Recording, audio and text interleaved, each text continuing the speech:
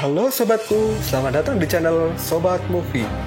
Tempatnya review film paling asik dan menarik buat sobatku semua.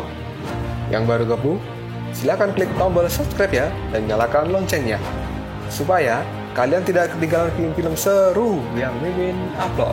Oke, gak usah berlama-lama lagi, langsung aja kita ke reviewnya. Gasken sob.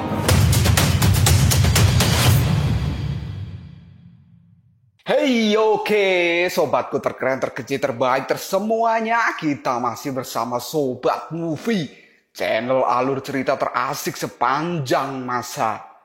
Oke, kita lanjut bahas chapter 85. Nggak usah cacicot banyak bacot, kita langsung masuk aja ke pembahasan. Taesang Lojun yang sudah menyerap kekuatan dari Dewa Tianyi, dia pun kini menggunakan kekuatan itu untuk bermutasi. Hal ini membuat Dewa Rule dan juga Dewa Sasin serta Dewa Tianyi sendiri merasa terkejut dengan apa yang telah dilakukan oleh Taesang Lojun. Mereka bertiga pun kini menatap Taesang Lojun dengan tatapan aneh dengan kelakuan si muka kodok. Taesang Lojun pun kini langsung mengatakan pada Dewa Tianyi bahwa setelah menyerap kekuatannya, tubuh itu hanyalah sesuatu yang dapat dibuang kapan saja.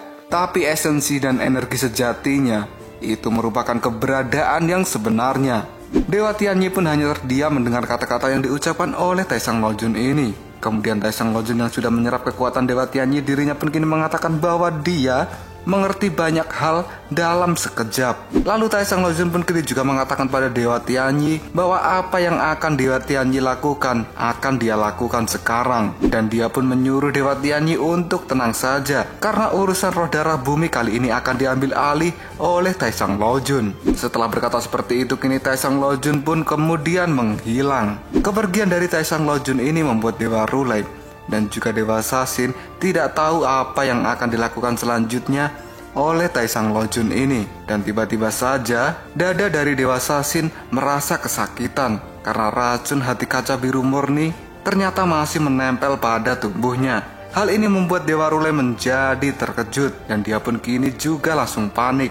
Tapi dalam rasa sakitnya ini, Dewa Sasin masih memperdulikan keadaan dari Dewa Tianyi. Dia pun langsung bertanya apakah Dewa Tianyi ini baik-baik saja. Dewa Tianyi pun kini langsung menjawabnya bahwa racun hati kaca biru murni atau Chun King Liuli Heart adalah racun dari segala racun. Dan Dewa Tianyi pun mengatakan pada Dewa Sasin bahwa dia akan menyelamatkan Dewa Sasin saat ini. Setelah menyelamatkan Dewa Sasin, Dewa Tianyi akan menceritakan semua kejadian dari awal. Kita langsung berpindah ke Laut Cina Timur. Di sana terlihatlah awan yang bercahaya dan banyak dewa di atas awan itu. Ternyata di atas awan itu yang datang adalah Raja Rahu dengan pasukan surgawi serta para jenderal dan juga para jinggang. Tak hanya itu saja, kini para naga dan juga burung Garuda raksasa juga sudah hadir di tempat itu bersamaan dengan Raja Rahu. Melihat kedatangan ayahnya, Suma pun langsung memberikan hormat dan Subaji pun kini tidak percaya bahwa Asura datang ke tempat ini bersama dengan para dewa. Raja Rahu pun kini langsung bertanya pada Suma apakah perintahnya sudah dilakukan. Kemudian Suma pun menjawabnya bahwa semua perintah dan pesan yang dititipkan kepadanya telah disampaikan pada Raja Naga Aosue. Aosue pun kini langsung bertanya mengapa beberapa Raja Naga bersama surga datang bersamaan dengan Asura. Dan Jenderal Surga Timur kini menjawabnya bahwa kali ini 3000 dunia besar sudah diambang kehancuran dan persepsi masing-masing harus ditinggalkan. Aosue pun lanjut bertanya pada Jenderal Surga Timur apakah roh darah bumi sudah mengambil tindakan. Kemudian Jenderal Surga Timur pun mengatakan pada Raja Naga Aosue bahwa roh darah bumi telah mendatangi istana surga dan dia menggunakan cermin Skypan untuk melihat keberadaan dari jantung bumi. Apabila roh darah bumi bisa mendapatkan janin yang berada di dalam jantung bumi, maka 3000 dunia akan hancur oleh perbuatannya. Dan untuk mencegah perbuatan dari roh darah bumi ini, mereka semua harus bersatu. Mereka harus meninggalkan prasangka dan bekerja sama untuk mencegah roh darah bumi mengambil janin yang akan lahir dari jantung bumi. Kemudian Raja Rahu pun juga ikut mengatakan bahwa jika langit dan bumi tidak ada, maka tidak akan ada kehidupan. Oleh karena itu, Raja Rahu bersama dengan para Asura akan bergabung untuk melawan roh darah bumi. Raja Naga Oswe kini juga langsung mengatakan bahwa Raja Asura saja ikut bergabung, maka tidak ada alasan untuk dirinya dan para naga yang lain untuk tidak ikut bergabung dalam pertarungan ini. Lalu Subadji pun kini bertanya apa yang roh darah bumi katakan sebelum dia pergi. Jenderal Surga Timur pun menjawabnya bahwa roh darah bumi mengatakan mereka semua harus melihat momen ketika dia menghancurkan seluruh dunia. Dan Oswe juga langsung menanyakan kemana perginya roh darah bumi ini. Jenderal Surga Timur menjawabnya bahwa roh darah bumi sekarang pergi ke jalur monster. Dan kita langsung berpindah ke jalur monster. Di sana roh darah bumi sudah berada di tengah-tengah dari jalur monster. Dan roh darah bumi pun kini langsung mengatakan ternyata jantung bumi telah disembunyikan di ruang terbatas di tengah bumi jalur monster.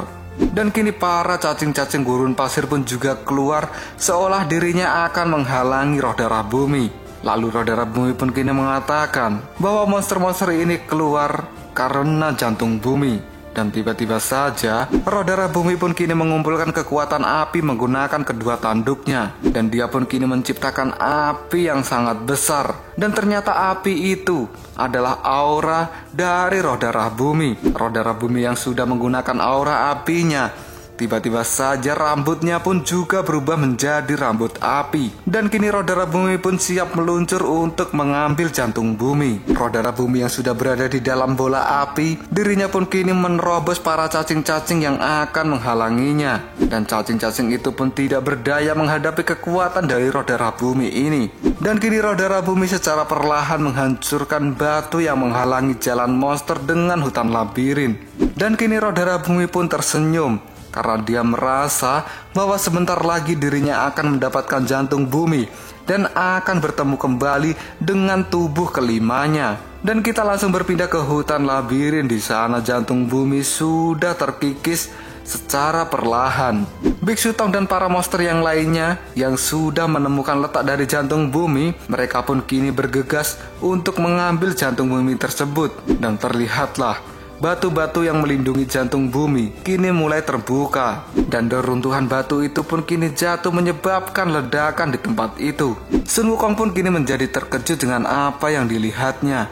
Karena pada saat ini semua monster juga berkumpul untuk mengejar jantung bumi itu. Dan Sun Wukong pun kini berteriak agar para monster-monster bodoh itu pergi meninggalkan tempat itu. Lalu Biksu Tong berteriak pada Sun Wukong agar melindungi dirinya dan menghalangi para monster. Sun Wukong dan Shao Wuqing pun dirinya kini menuruti perintah dari sang biksu dan dia menghancurkan batu penghalang di tempat itu. Lalu Shao Wuqing kini juga ikut membantu Sun Wukong. Akibat serangan yang dilakukan oleh Shao Wuqing dan Sun Wukong, kini para monster-monster kerucil sudah terlempar dan menjauh dari mereka. Lalu Biksu Tong pun kini mengatakan bahwa sepertinya akan ada bencana yang lebih besar dari ini. Sun Wukong dan Shao Wuqing pun langsung melihat ke atas, ke tempat batu penghalang antara hutan labirin dan jalur monster.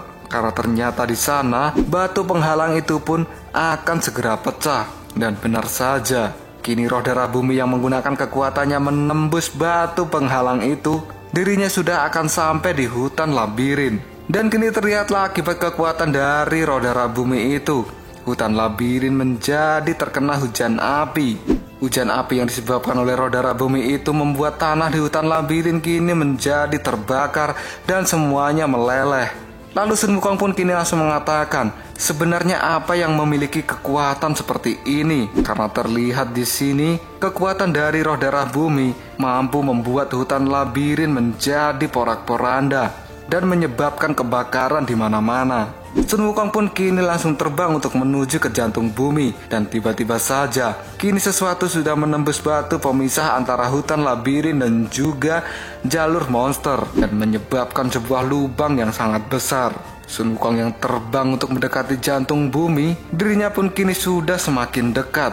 Dan kini terlihatlah roh darah bumi sudah sampai di hutan labirin. Dan dia pun kini sudah siap untuk mengambil jantung bumi itu. Sun Wukong yang melihat kedatangan dari roh darah bumi, dirinya pun kini langsung berteriak dan menantang roh darah bumi. Lalu Sun Wukong mengeluarkan jurus 1000 bayangannya. karena dia tidak ingin membiarkan roh darah bumi mendekati apalagi mengambil jantung bumi. Dan Sun Wukong pun kini langsung mengatakan bahwa dia akan menantang roh darah bumi bertarung. Dengan mode 1000 bayangannya, kini Sun Wukong sudah melompat dan siap memukul roh darah bumi dari udara. Roh darah bumi pun kini langsung tersenyum pada Sun Wukong dan langsung mengatakan, ternyata ada teman yang menyapaku di sini ya. Dan kini terlihatlah di langit jalur monster, para pasukan surga dan Asura juga sudah sampai di tempat itu. Dan kini Raja Rahu, Aoswe, Subaji, burung Garuda raksasa, Suma, Jenderal Surga Timur, dan para jenderal serta Jinggang dan juga para prajurit surga yang lain,